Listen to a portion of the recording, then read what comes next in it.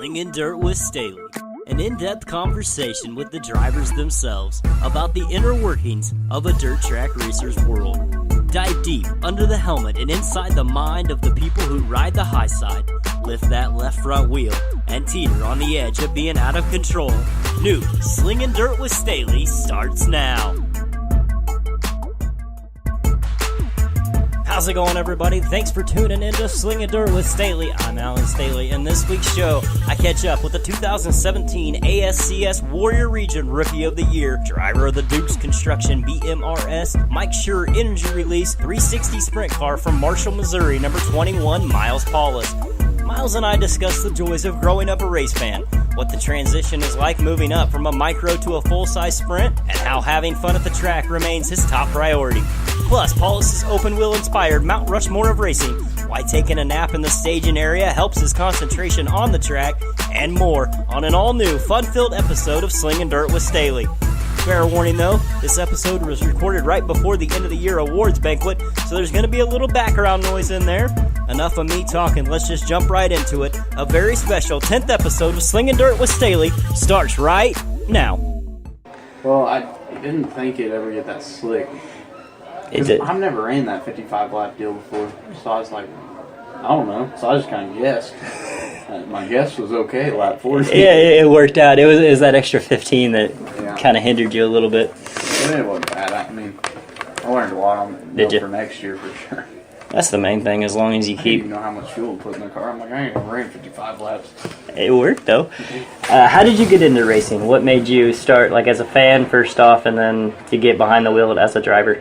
Well, it's kind of a weird story. I started out, obviously, going to the races watching late models, because my dad worked on late models the whole time I was growing up, and I watched them and really got interested in racing. And I'll never forget, it was like a thing every Friday night. Me and my friend, we went to school together and we'd wait, and Friday after school we was always excited because we got picked up and we went to the races in Sedalia. And yeah. I mean, that was just summer. The routine. So it started out like that, and then the sprint cars came there one night, and we was obviously there watching. And I told my dad, I said, well, I don't even understand. I mean, that's what I like. Yeah.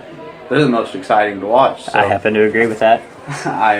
We went from there, and he took me to some other sprint car races, and well, after that, my dad quit helping him. So we didn't get out of racing, but we didn't go nearly as much. Took a break for a little while. Yeah, we got a place at the lake, and we went to the lake for a while, and did all that fun stuff. And then me and my grandpa bought an RV, and me and him got to go into the races all the time. We'd go down to Wheatland, like watch Show Me 100, all the big races down there, the Hockett deal, and all of them. And then after that, my grandpa and I got to talking, and I kept telling him, I want to race. And then we went on and on and on for about a couple of years, and then finally for my 12th birthday, he bought me a micro sprint, and my dad actually tried talking him out of it for a while just because it's so much work, and you don't realize how much work it is until you get one and you really understand it.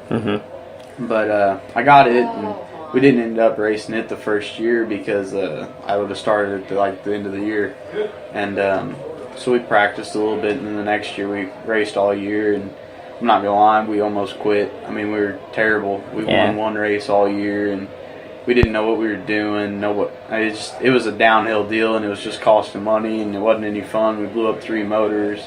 It was a terrible year. Nobody enjoyed it.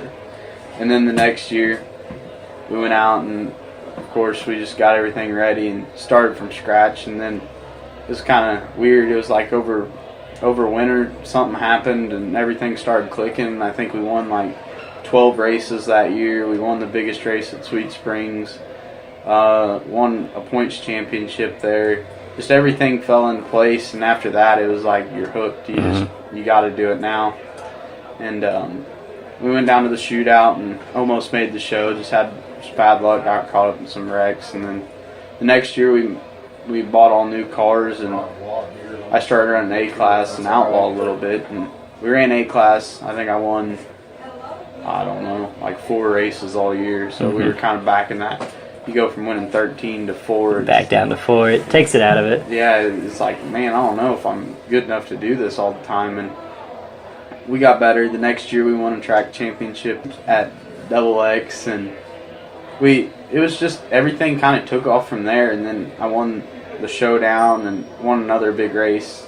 And the next year we ran micros again, and I was kind of like, man, I really want to get to doing something different. So we started traveling, and we went and traveled and raced, and it was like our first year in restrictor. It was like getting beat every week because we didn't know what we were doing. It's a whole new level of competition too. Yeah, we went and raced with Power I, and it was a huge learning curve. I mean, you felt like you didn't know what you was doing even after you've won races at home. And we did that, and we got pretty competitive with them, and we came back, and when we came back, it was just everything was easier. It was like everything just fell in place. And after that, we won the shootout that year in Tulsa, and of course that was a big deal for us. I mean, the first year before I started racing, we went down and launched just to learn. And I'll never believe 5 years from then I'd win one. I mean, just sitting there, it was unbelievable to see them. And then, of course, I got lucky, and old Farmer Brown, David Brown, gave me the opportunity to drive a sprint car, and well, I didn't know what I was doing again. It was back to the drawing board, and it was a struggle. I learned a lot that year. I mean, I wouldn't be where I'm at without them and that whole family. They were great people, treated me the best anybody's ever treated me. And they taught me a lot, and then this year I got hooked up with Terry. Terry actually was helping David there in the middle of the year, and he started helping me, and we just kind of grew a connection. And then at the end of the year at Wheatland, he asked me if I wanted to drive for him, and I was like, well, sure. We went on, and we started out this year, and it was a little rough. We ran good, but we blew up a motor the first night out, and it was kind of depressing, but we struggled through it and made it through the year. And then halfway through the year, everything started clicking, and we won a race, and you learned how to drive one properly, and it made a big difference. And once we got to where we could communicate back and forth, it was just everything started clicking again, and here we are, and hopefully next year will be even better. I hope so too. Why the number? Is there any big significance there? Because I know 98P, and you got the 21 on the Dukes car. Is there any big significance to the number? Yeah, well, on the micro, the 98P, my grandpa had a sprint car, and he raced it one time and got scared at Knoxville. Yeah. And then he had a guy drive for him, and they raced at Knoxville, and their number was always 98, so I was like, well, might as well be 98P. It's his car. Yep. So we did that, and that's how I got that number. And then Terry, whenever Brown drove for him, and I believe Tim, Terry's brother, drove, they were always 21, so we figured we'd carry on that tradition. How does that come about? Because, I mean, you're stepping into a winning race team there. You kind of mentioned Brian Brown driving it, and Terry Dukes knows how to pick some drivers. Do you feel any added pressure being kind of handpicked by Terry Dukes to drive his car?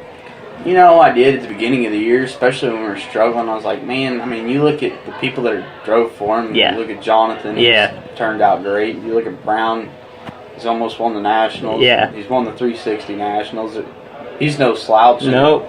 It was a lot of pressure at the beginning of the year, and then after that, I just kind of realized we just had to have fun with it. And that's the main thing. We had fun with it. We won a race, and everything. I mean, the pressure really isn't there anymore. We go enjoy ourselves and have fun, and it seems like it's working. So that's good. You might as well keep up with the winning tradition and having fun. What's the typical mindset like on race day? Like when you're sitting in the staging area just about to see the green flag, what goes on inside your head? Well, you'll laugh. Actually, sitting in staging, I got a funny story. Usually I try to go to sleep in staging. You take a nap? I have this ritual. Like, it seems like every time I fall asleep in staging, I've won. And it's worked. It's held true so far, but really just stay relaxed and have fun and treat it like, even the big races, treat them like just going to the lake on Saturday night and just enjoy it. Just have fun. Yeah. Do you deal with any internal fears or anything like that? No, and no, you don't. I mean, it's kind of you don't think about it when you're doing it. You're just having fun. And actually, once I wrecked this time, well, in the middle of the year, I actually got more comfortable because it was one of them things. Well, it happened. It's out of the way. You ain't got to worry about it. Now you can just go have fun. You're not thinking, when's it happening next? You're just, well, that happened, so now I can move on. Yeah, it's kind of a comfort feeling. You feel safe in them, and you just feel really comfortable. And once you get in a car like Terry's, and you just you trust him, and whenever I can't get away from work or whatever in the middle of the week, and he works on the car all week, and you trust him, you know everything's tight, nothing's going to fall off, and then you get all the good safety equipment, and it happens one time, and then after that, you're there, it's comfortable, and you feel safe in them. Average week during the race season, how much time do you spend working on the car? Well, I don't spend near the amount of time Terry does. I got to give him credit for that. He spends a lot of time and thinks a lot, but usually our week we'll get done at the races. Say if we race at California on Sunday night, we'll wash the car on Sunday night. I'll go to work. He'll go to work on Monday, just like a regular week. And usually Monday, I think he does motor maintenance, and then Tuesday I'll come down and we'll clean the torsion bars, do the ball, make sure everything's straight, make sure everything's good there, and then Wednesday I'll stay home, usually work on my micros and get them ready for next time I'll race them, and then Thursday I'll come back down and I'll spend most of the night just getting tires ready and whatever we need to do to get ready for the next week, and he kind of takes it from there, and anything that I don't get done or he does, I mean, he takes good care of me, and Saturday I show up usually 4 hours before we leave or so, and we just load the car and make sure everything's tip-top shape to go race. What about during the off-season? Kind of the same question. How much time do you spend but during the off-season? Well, right now, Terry kind of we took a break a little bit. We got the car tore apart and made sure nothing major was wrong, and got the motors off, and got the car all cleaned up, and we're getting ready to finish rebuilding it. But I've kind of taken a break from the sprint car thing to get my micros ready for the shootout. Right. I went to the Chili Bowl hoping I'd get a ride, and that deal didn't end up working out, so we're back home. I got to wash my micros and get them kind of ready. I rebuilt them before the shootout, so nothing major there. And then for the sprint car, we got the front end and stuff put back in it. We were just waiting on some motors and rear end, and we're good to go. Where does the motivation come from? Because you talk about all the hours that you spent wrenching and working on the car, the weekends spent away, the out-of-pocket expenses. It all adds up. Why keep doing it? Is your love for the sport just that big? Well, that, and I mean, I'm telling you what, when you can win one time in a sprint car, it's something special. Yeah. It's nothing like the micro deal. You win in them, and it's like, oh yeah, we won. But you win in a sprint car, and it's like, that's a big deal. I grew up watching that, and that's what I want to do for a living. So it makes it special, and just that one little thing makes it all worth it. Is there anything like that first win? You think it'll ever be duplicated? No, probably not unless we win a couple big races. Yeah. Other drivers have kind of referenced this before. You get behind the wheel, everything else just goes away. You're in complete control of your surroundings. Can you kind of elaborate on this moment of clarity? Do you get the sense like this is where you belong, behind the wheel of a 360? Usually, I mean, we get in the car, I'm pretty relaxed. We push off, and you know, my main thing is don't think about it, because usually when I think about it, I overthink it and make mistakes. So usually I just try to get in there and just do it.